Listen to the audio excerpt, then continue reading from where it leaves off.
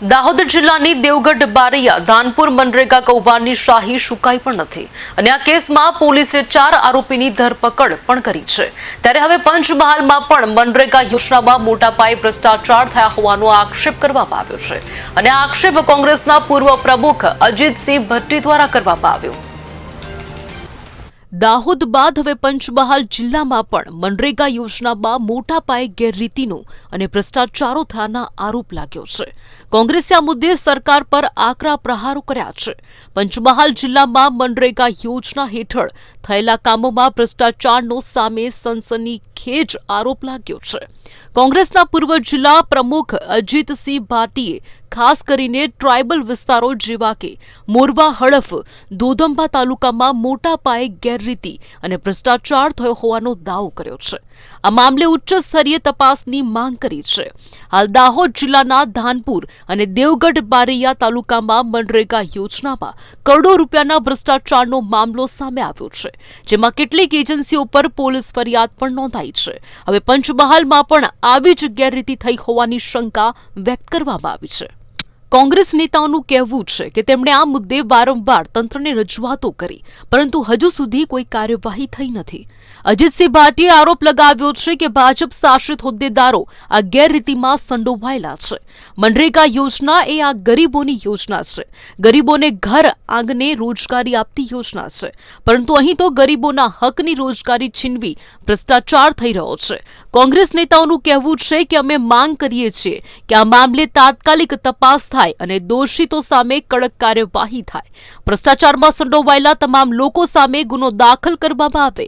આ મામલે હવે સરકાર અને તંત્ર શું પગલાં લે છે તેના પર સૌ કોઈની નજર રહેશે।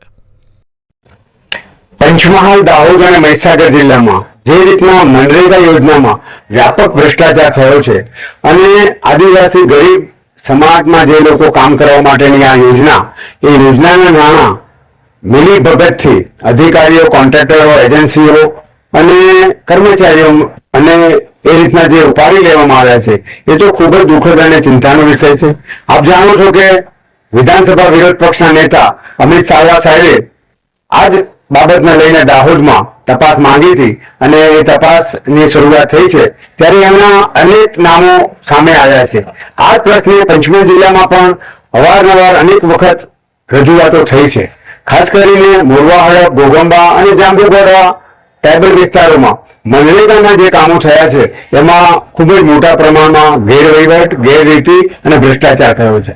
ત્યારે આ ગેરરીતિ, ભ્રષ્ટાચાર હરગીજ ના ચલાવી લેવાય, કારણ કે સરકારી યોજનામાં જો પૈસા આવી રીતના ચાઉ થઈ જાય અને ગરીબ લોકોના નાણાં કોઈના ખિસ્સામાં જાય, એ તો ખૂબ ગંભીર અને તપાસનો વિષય છે। આ સમગ્ર મુદ્દાને પ્રશ્ને ખાસ કરીને પંચમહાલ જિલ્લામાં અવારનવાર રજૂઆત થઈ છે, ત્યારે આની ન્યાયિક તપાસ થવી જોઈએ અને જે લોકોએ પણ વ્યાપક ભ્રષ્ટાચાર કર્યો છે, ગેરરીતિ કરી છે, એમની ધરપકડ પણ થવી જોઈએ અને એમની પાસેથી આ નાણાંને વસૂલાત કરીને સરકારમાં નાણાં જમા કરાવવા જોઈએ અને સાચા અર્થમાં આ જે મનરેગા યોજનાની રોજગારીની જે કામગીરી છે, એ સાચા જેમને જરૂર છે એવા લોકોને રોજગારી મળવી જોઈએ। પરંતુ જે રીતના વ્યાપક આ ભ્રષ્ટાચાર આ જિલ્લામાં થયો છે, એ તો ખૂબ જ તપાસનો વિષય છે અને જે લોકોના પણ નામ સામે આવે એ લોકોને તાત્કાલિક જેલના સળિયામાં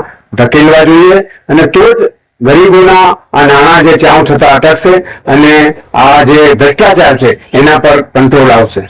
અમે પણ આ માટે આ મુદ્દે અને પ્રશ્ને રજૂઆતો અગાઉ થઈ છે અને હવે પણ જ્યારે અમિતભાઈ ચાવડા સાહેબે આ મુદ્દો ઉઠાવ્યો છે, તો પંચમહાલનો પણ મુદ્દો ઉઠાવી અને આ તપાસ થાય અને ફરિયાદ દાખલ થાય એ તરફના જે કાર્યવાહી છે એને ગતિ આપવા અમારા તરફથી પણ અમે પ્રયત્ન કરીશું। આપણામાંથી રાષ્ટ્રીય હોદ્દેદારોની સંડોવણી હોઈ શકે? બિલકુલ, આમાં જે રીતના નામો સામે આવ્યા છે, દાહોદ જિલ્લામાં ખાસ રીતના જે નામો આવ્યા છે, એમાં ભારતીય જનતા પાર્ટીના મંત્રી છે, એમની સાથે સંકળાયેલા એમના પુત્રો હોય કે અન્ય મિત્રોના નામો પણ આમાં સામે આવ્યા છે।